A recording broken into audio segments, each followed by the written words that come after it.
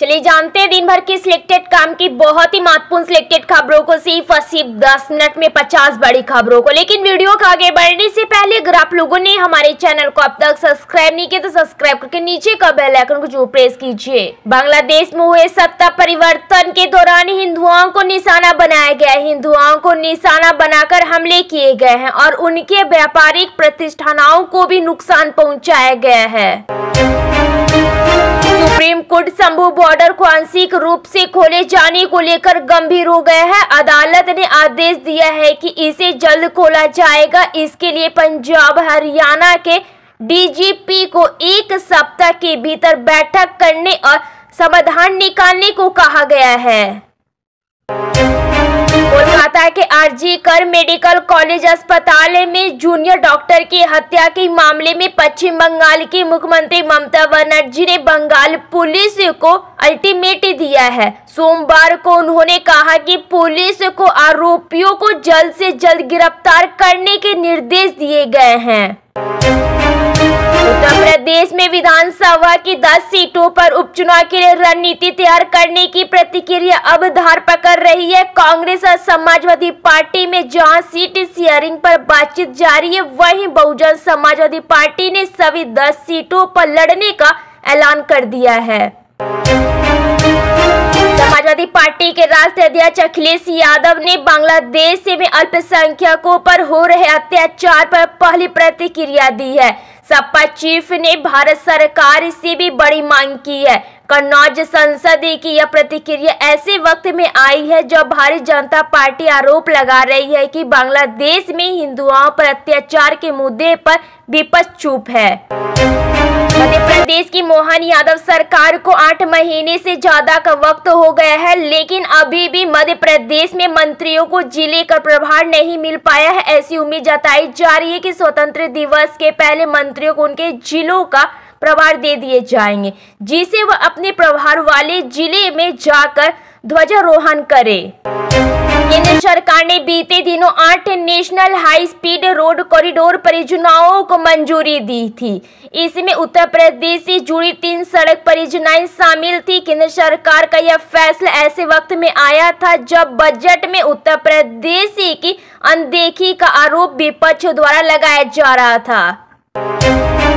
राजधानी भोपाल में आज तिरंगा यात्रा निकाली गई है, जिसमें मध्य प्रदेश के मुख्यमंत्री डॉक्टर मोहन यादव भी शामिल है। बता दी कि यात्रा नरेला विधानसभा क्षेत्र में निकाली गई है। सीएम ने तिरंगा झंडा लहराकर यात्रा की शुरुआत की।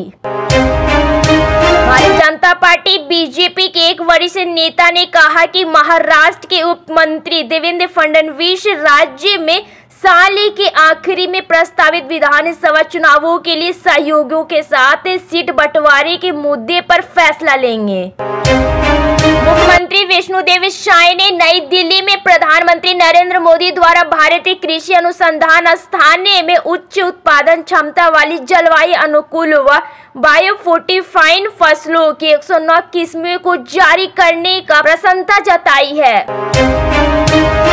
केंद्रीय मंत्री प्रताप राव जाधव ने उद्धव ठाकरे पर बड़ा हमला बोला है। उन्होंने दावा किया है कि शिवसेना उद्धव बाला साहेब ठाकरे नेता उद्धव ठाकरे महाराष्ट्र विधानसभा चुनाव से पहले मुख्यमंत्री का पद लेने के लिए तुच्छ लोगों के सामने झुक रहे हैं।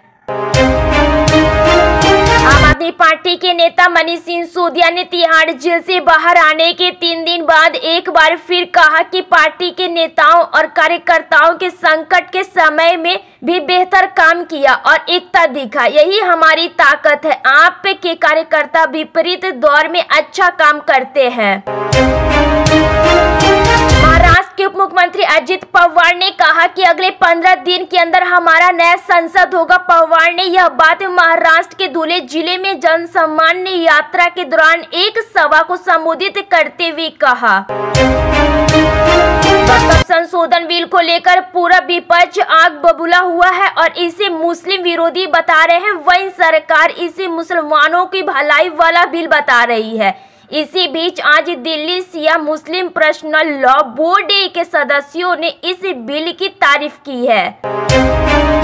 बांग्लादेश की संसद भी विराम है और संसद के बाहर तोड़फोड़ के निशान ताजा है। फिलहाल बांग्लादेश की सेना और नेवी की एक टुकड़ी संसद भवन की सुरक्षा कर रही है, तो वहीं इस प्रदर्शन के दौरान शामिल रहे छात्र संगठनों के कार्यकर्ताओं देश का झंडा सर पर माने संसद के बाहर स्वैच्छिक रूप से सुरक्षा व्यवस्था में जुटे हुए हैं।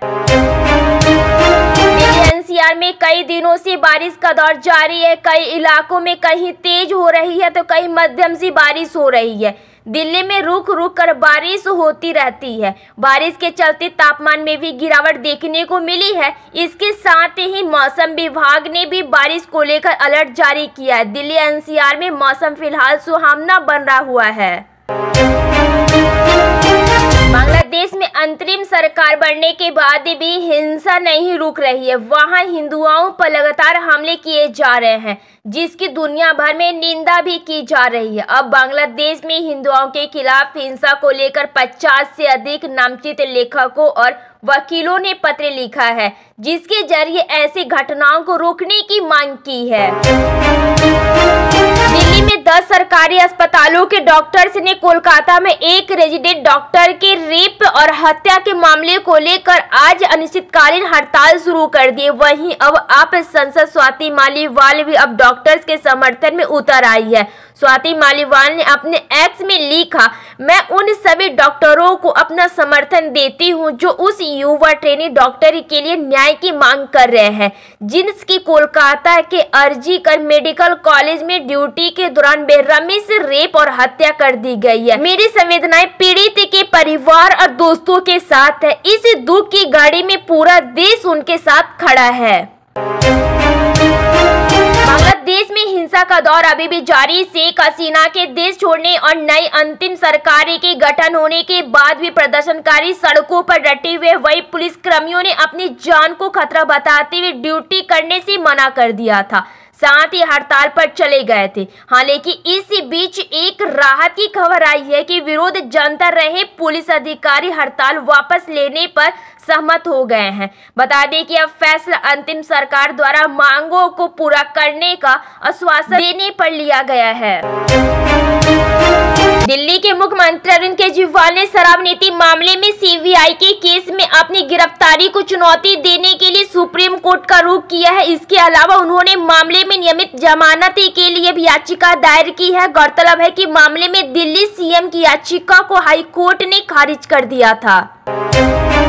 कोलकाता में महिला ट्रेनिंग डॉक्टर के रेप व मर्डर के मामले को लेकर मुख्यमंत्री ममता बनर्जी ने कहा कि अगर पुलिस रविवार तक केस की जांच पूरी नहीं कर पाई तो वह केस सीबीआई को सौंपेगी। उन्होंने कहा कि केस की सुनवाई फर्स्ट ट्रैक कोर्ट में होगी। वहीं ममता डॉक्टर के घर पहुंची और उनके परिजन से बात की। ट्विटर पर रिसर्च के आरोपों को लेकर कांग्रेस सांसद राहुल गांधी के सवाल पूछे जाने पर बीजेपी नेता अमित मालवीय ने कहा कि विपक्ष के नेता खुलेआम भारतीय शेयर बाजार की वास्तविकता के बारे में संदेह पैदा कर रहे हैं। उन्होंने कहा, हमारी अर्थव्यवस्था में भरोसा कम करने का यह जबरदस्त प्रयास राहुल के असली इरादे को उजागर करता है। अमेरिका में हिंदुओं ने बांग्लादेश में हिंसा के खिलाफ रविवार को विरोध प्रदर्शन किया, जिसमें भारतीय मूल के अमेरिकी व बांग्लादेशी हिंदू शामिल हैं। इन लोगों ने अमेरिकी प्रशासन से बांग्लादेश में हिंदुओं पर हो रही हिंसा के खिलाफ कार्रवाई करने की मांग की। गौरतलब है कि शेख हसीना के इस्तीफा देने के बाद बांग्लादेश में हालत बहुत खराब है।